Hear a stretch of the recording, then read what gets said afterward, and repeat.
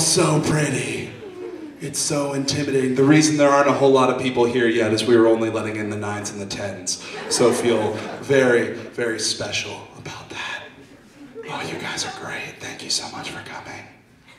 Do you feel weird having a man this big whisper to you?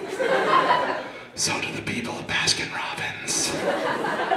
No, I am, first thing everyone notices about me is I'm a very, very large person. I'm not tall, I'm not big, I'm fucking large. I'm 6'5", 230 pounds. I am a sentient safe. Banks keep their money in things my size. People in arguments on the internet lie about being my size. Whatever, man, I'm 6'5", 230 pounds, I'll kick your ass. It's not all that fun. Because there's some things that I can't do in public. Like, I can never cry in public. Because when other people cry, they say, oh, that person's having a really bad day. They're experiencing emotional trauma. When people see me crying, they just assume I'm retarded. It's just like, oh, look at that giant man crying. A mean person probably knocked over his ice cream cone. Somebody made fun of his shoes. That happened once, and it's not funny. Fucker. No, but there's a lot of good things about being tall. Like when I go into a job interview, I just win. I just beat the person who's interviewing me. It's like, yeah, I want this job.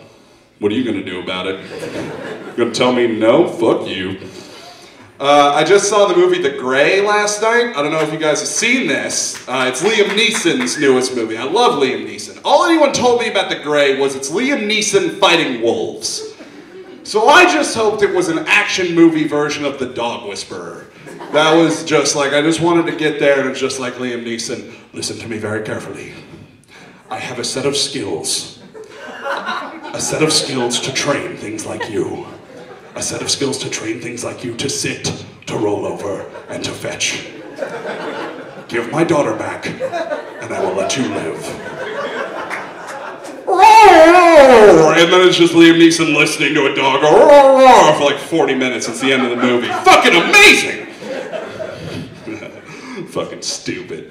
I just saw this commercial online, or not online, it was a commercial on the television. I don't know if you've heard about these things. And it's this commercial for Vietnam HD. And it's a collection of news clippings from Vietnam redone in HD. And the catch is, great gift for dad. Yeah, because I know my father, who wakes up screaming in the middle of the night from the horrors he saw in the jungle, would just love to revisit them in stunning high definition. You know, when Johnny's face got blown off, it was a little grainy, but now that it's in 1080p, that makes all the difference. They're going to introduce smell-o-vision next year. It's going to be great. Now you too can smell napalm in the morning. I grew up in a very, very private, very, very, very, very Christian school.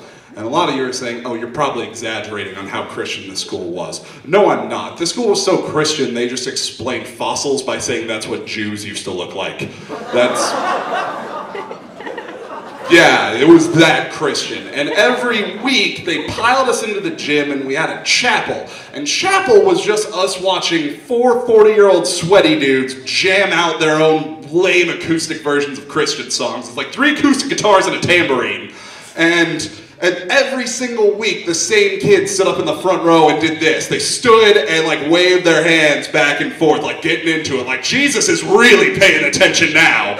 And that guy loved that joke. Awesome. And I was one of the kids sitting in the back not really doing anything, and they gave us shit for not getting into it more. Like, hey man, you gotta testify before Christ. And I'm like, that's not Christ, that's just Norm, a 42-year-old white dude with blonde dreadlocks. If Jesus is omnipotent, there's other concerts he would be at. All right, this is not the choice place. While we're on the subject, do you think Christian bands, after an exceptionally well-done performance, avoid the term nailed it? I'm just saying, I don't think that's in good taste. So I was driving down the, I like how my head hits this piece of string every time I pace. When will I ever be normal? I was driving down the road the other day and I saw a guy with a sign. It was one of those, sign wavy things, and it just said, "Free karate trial." And I just thought, that has got to be the most awesome courtroom ever. It's like you walk in, it's like, when you can snatch the fly out of my hand, you are innocent.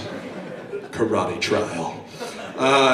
Also, the point of those signs is to get people to act instantaneously, to just make a snap decision to go for it.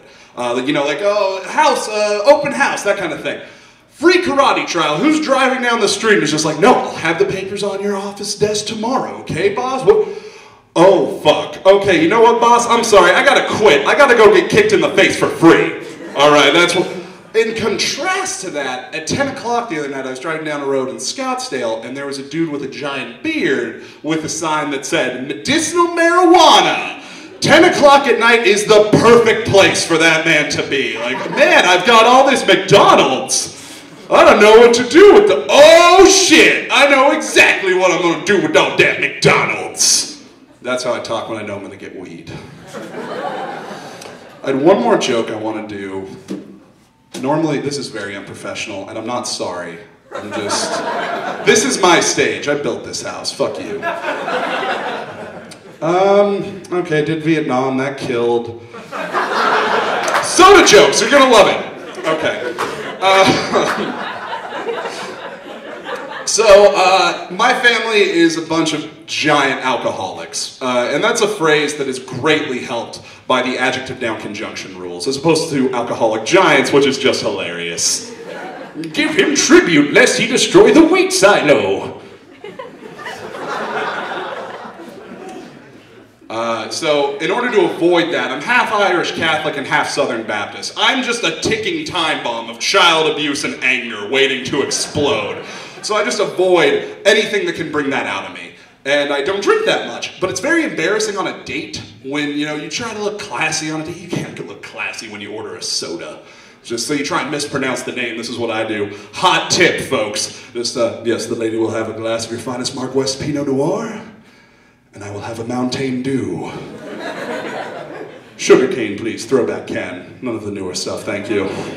It's expensive and classy. One more soda joke for you, and I'm gonna get out of here. Yeah, soda jokes, bitch. Who here is familiar with the brand Barq's Root Beer? Barq's Old Fashioned Root Beer. This guy's raising his hand. Yes, I am familiar with the liquid. What of it? Barq's Old Fashioned Root Beer, first of all, it classifies itself as old-fashioned, as opposed to new-fashioned root beer, which is crafted on the moon with laser beams. And old-fashioned root beer, now that's made by a racist midget in a bathtub, and he's still okay with being called a midget, and then it's hauled across the Trans-Siberian Railroad by a team of huskies so the children can get their polio medication on time. I'm gonna end my set on a Balto reference. I just fucked your faces with comedy. Thank you all very much for coming. You're a beautiful audience.